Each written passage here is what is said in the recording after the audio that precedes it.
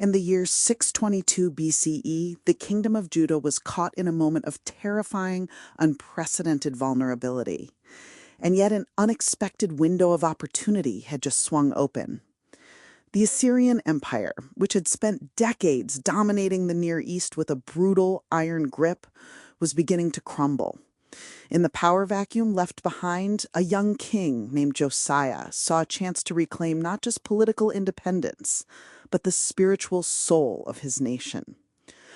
To do that, he ordered the renovation of the Great Temple in Jerusalem, a massive stone complex that had fallen into disrepair and, according to the texts, become cluttered with the altars and idols of foreign gods.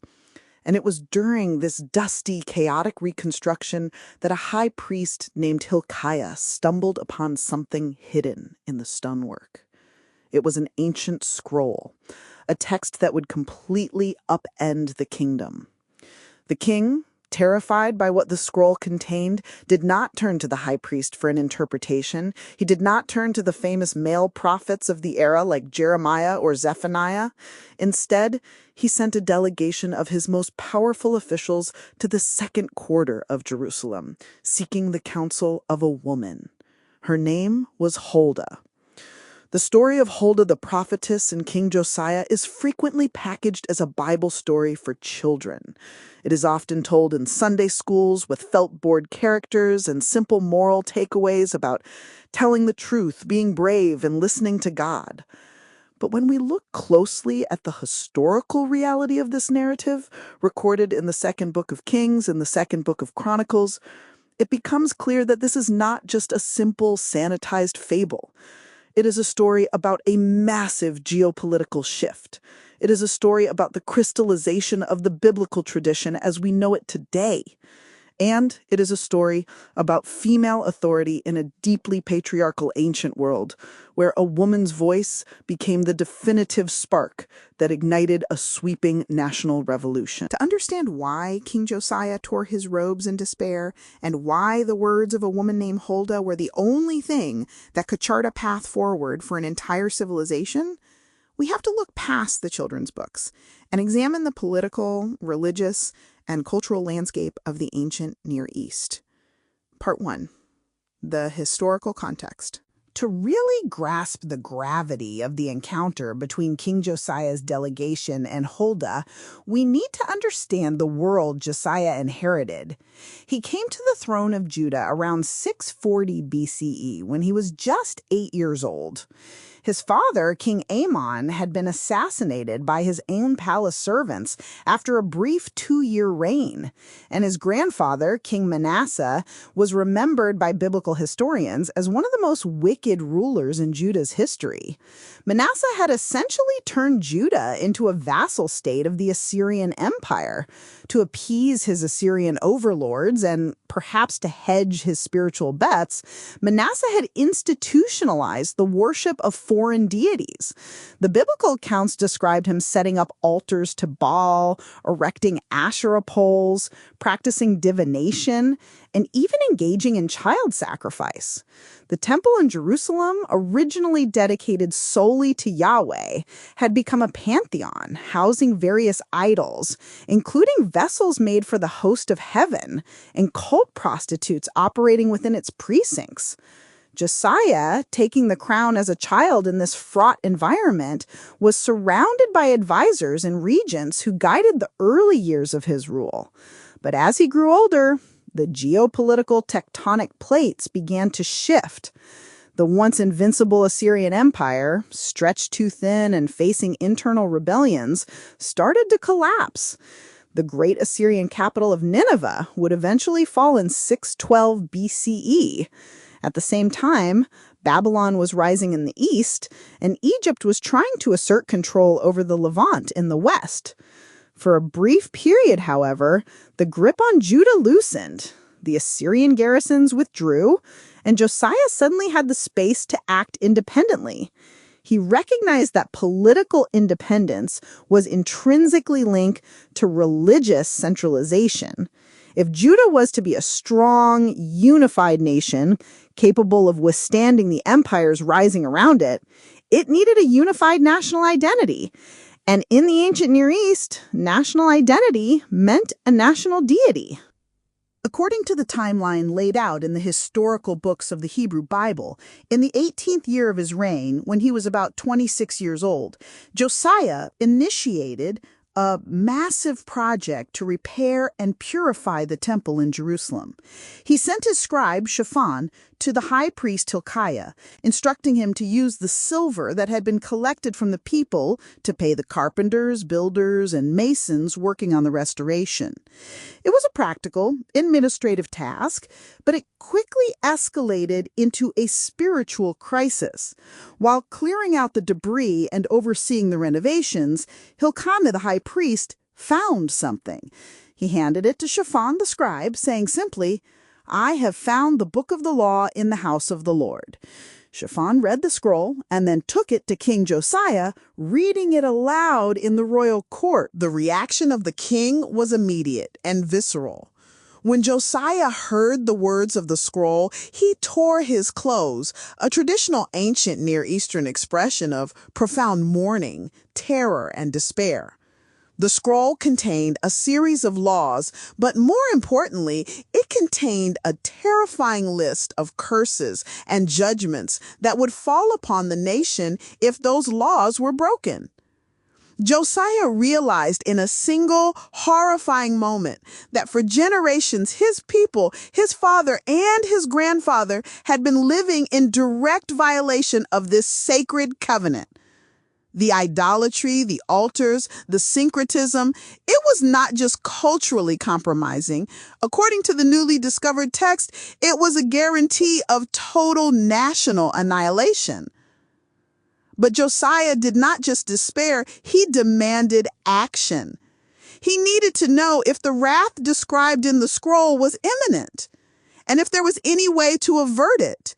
He commanded Hilkiah, the priest, Shaphan, the scribe, and several other high-ranking officials, "Go and inquire of the Lord for me and the people and all Judah concerning the words of this book that has been found."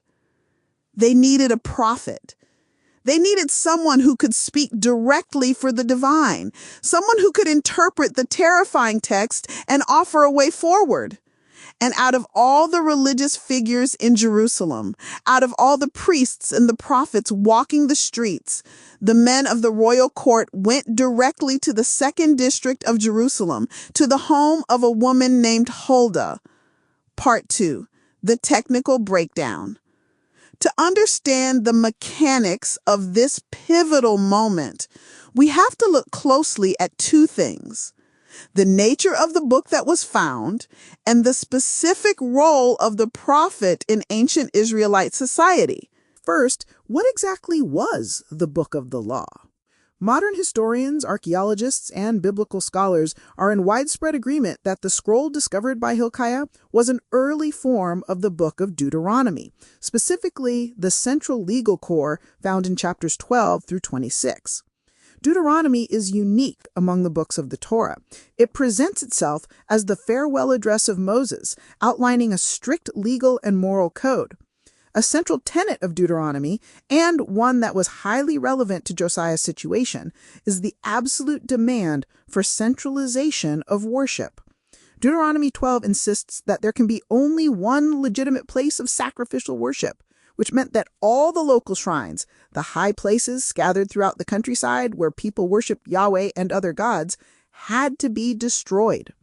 The book also contains severe warnings of disaster and exile if the people worship foreign gods, matching exactly the panic that seized Josiah. When the king's men took this terrifying Deuteronomic scroll, they did not just read it.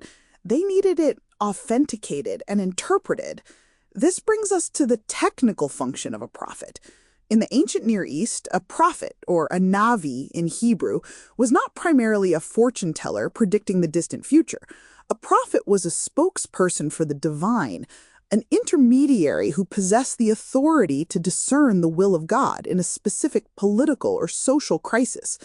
They were the ultimate auditors of power. While the priests managed the rituals and the temple bureaucracy, the prophets held a charismatic authority that existed outside the official hierarchy. They could rebuke kings, challenge priests, and validate or invalidate religious texts. Huldah is explicitly identified in the text as a Nabiya, a prophetess. The Hebrew Bible lists a small but significant number of female prophets, including Miriam, Deborah, and later Noadiah. According to rabbinic tradition, Huldah was one of 7 great prophetesses of Israel. We are given a few specific technical details about her life. We are told she was married to Shallum, the keeper of the wardrobe, a man who likely managed the royal garments or the priestly vestments, placing her family squarely within the elite aristocratic circles of Jerusalem. We are also told exactly where she lived, in the Mishneh, the second quarter or new quarter of Jerusalem, a prosperous expansion of the city on the western hill. The Talmud and later rabbinic literature expand on her role, suggesting she ran an academy or school in Jerusalem, teaching the oral doctrine and examining scrolls for their validity. While these later midrashic traditions might project later rabbinic structures backward in time, they reflect a core historical memory. Huldah was a woman of immense intellectual and spiritual authority. When the high priest and the king's scribes arrived at her door, they were submitting the most important religious discovery in their nation's history to her peer review. Huldah's response to the delegation was not gentle, nor did it defer to the king's royal status. She immediately invoked the classic prophetic messenger formula, "Thus says the Lord God of Israel." She authenticated the scroll, confirming that the disasters written in the book were indeed going to fall upon Jerusalem because the people had forsaken the covenant. She did not sugarcoat the reality of the impending doom. However, she delivered a second oracle directed specifically at Josiah.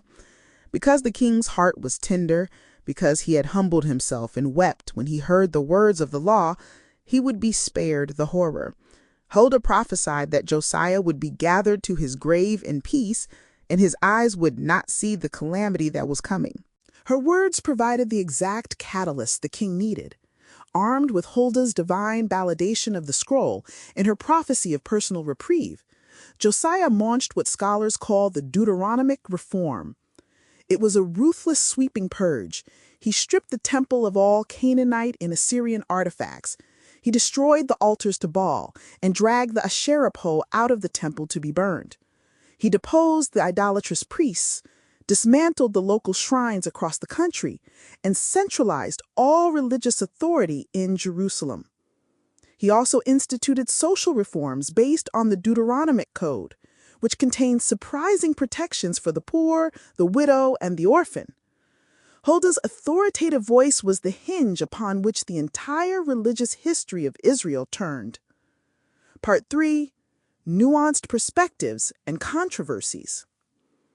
As with any historical text that has shaped billions of lives, the story of Josiah, the discovery of the scroll, and the consultation of Huldah is surrounded by intense scholarly debate and nuanced interpretation. The text as we have it in 2 Kings is largely viewed as a product of the Deuteronomistic historians, writers and editors who compiled the history of Israel precisely through the ideological lens of the book of Deuteronomy. One of the most enduring historical debates is the nature of the discovery of the book of the law. Was it actually a lost ancient scroll written by Moses centuries earlier, hidden away during the dark days of King Manasseh? Or was it something else? Many critical scholars, dating back to the 19th century work of W.M.L. Devet, argue for a more skeptical view. They suggest that the book of the law was not discovered, but rather authored shortly before its supposed unearthing, perhaps by the priests or the scribes in Josiah's own court.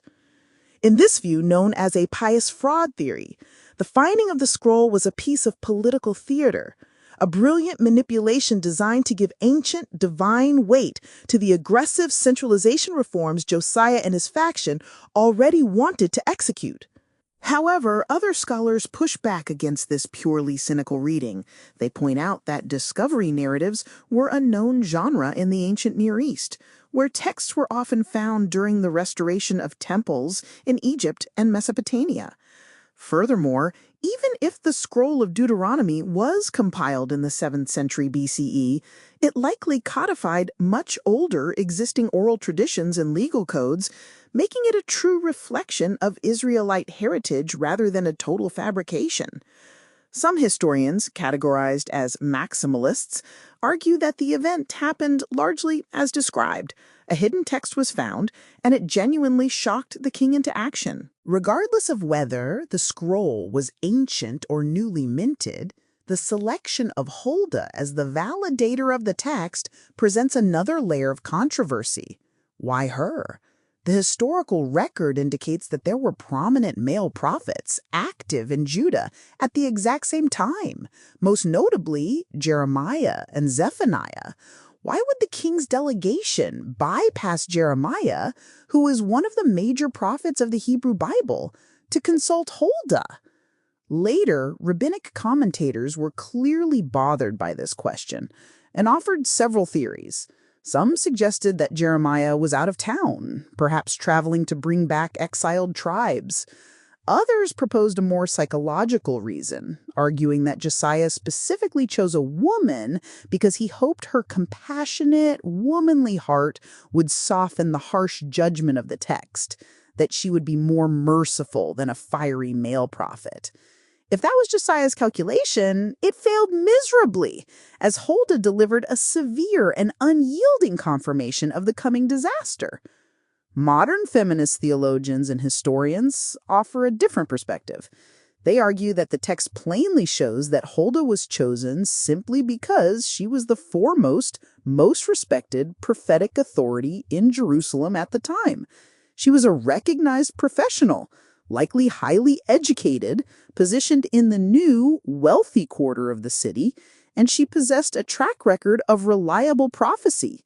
The fact that the text presents her consultation so matter-of-factly, without any need to justify or apologize for her gender, suggests that female religious authority, while perhaps less common than male authority, was an accepted and potent reality in ancient Israel. There was also a theological tension in Huldah's prophecy regarding Josiah's fate.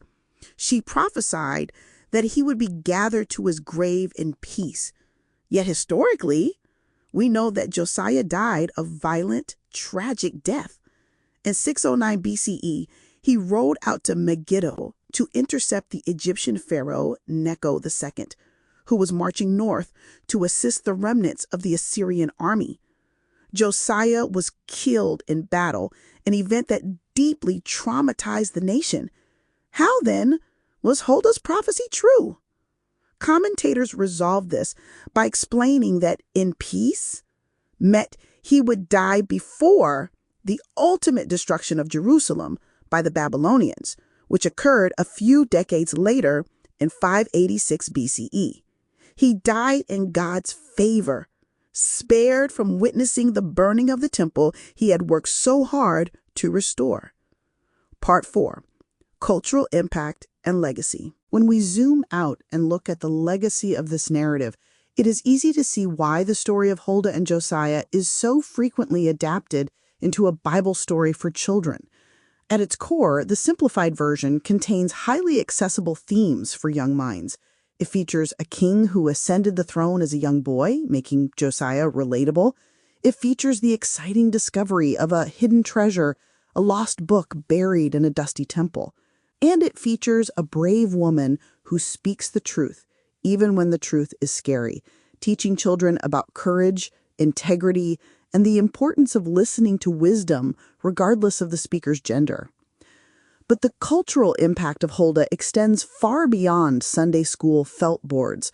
The Deuteronomic reforms that Josiah instituted, sparked by Huldah's validation, shaped the very foundation of Judaism as a monotheistic religion centered on a single text.